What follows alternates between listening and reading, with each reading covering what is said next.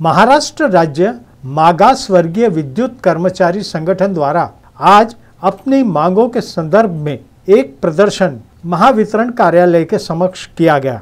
प्रस्तुत है वहीं की रिपोर्ट।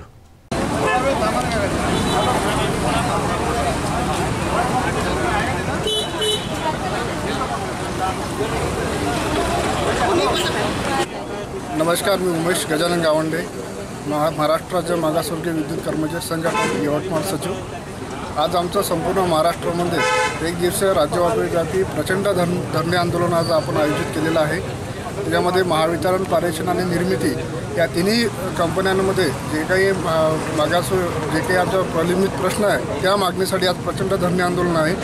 त्याआधी 20 सप्टेंबर 2022 रोजी एक दिवसीय आम्ही गेट मीटिंगसुद्धा अरेंज केली होती आणि त्याचाच हा दुसरा टप्पा आज प्रचंड धरणे आंदोलन याच्यामध्ये आहे। आणि याच्यानंतरसुद्धा जर प्रशासनाने जर आमचे जे काही मागण्या जर मान्य केल्या नाही तर आम्ही साखळी उपोषण हे आमची स्टेप राहील। त्यामध्ये सर्वात महत्त्वाचं म्हणजे की केंद्र सरकारने विद्युत कायदा दुरुस्ती विधेयक 2022 हे पटलावर ठेवलं होतं संसदेमध्ये, पण सध्या ते पारित केलेलं नाही। परंतुही ह्या धोका संपूर्ण देशाला आहे। आणि सर्वात महत्त्वाचं म्हणजे की याच्यामध्ये जे प्रायव्हेटायझेशनचे वारे वाहत आहेत त्याची एक सुरुवात आहे। याच्यामध्ये सुरुवात अशी आहे की जे काही खाजगी भांडवलदार आहे त्यांच्यामध्ये हे सार्वजनिक जे काही सरकारी मालमत्ता आहे हे त्यांच्या घशामध्ये घालून, आणि सर्वात महत्त्वाचं म्हणजे शेतकरी आणि जे काही आपण सबसिडी आपण ग्राहकांना देतो ते कमी करून ग्राहकांना आणि शेतकऱ्यांना याचा तोटा आहे। त्याचप्रमाणे जे काही कर्मचारी आहेत त्याच्यामध्ये मागासवर्गीय कर्मचारी आहेत, पुन्हा संपूर्ण याच्यामध्ये ज्यांचं कुटुंब या कंपनीवर अवलंबून आहेत हे सर्वांमध्ये आज उपासमारीचीसुद्धा पाळी येऊ शकते असं याच्यामध्ये आहे।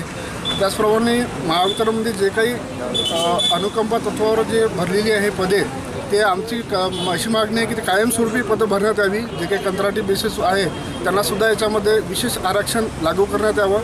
त्याचप्रमाणे जे काही शिल्लक अनुशेष आहे मागासवर्गीयांचा, तो शिल्लक अनुशेष जो आहे तो तात्काळ राज्य शासनाने लक्ष घालून याच्यामध्ये तो पुन्हा पूर्ववत करावा।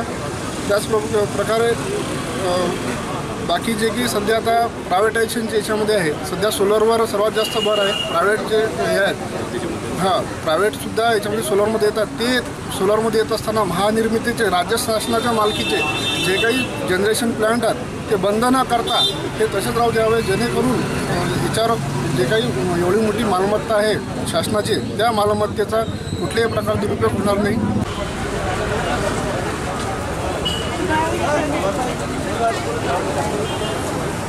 Thank you.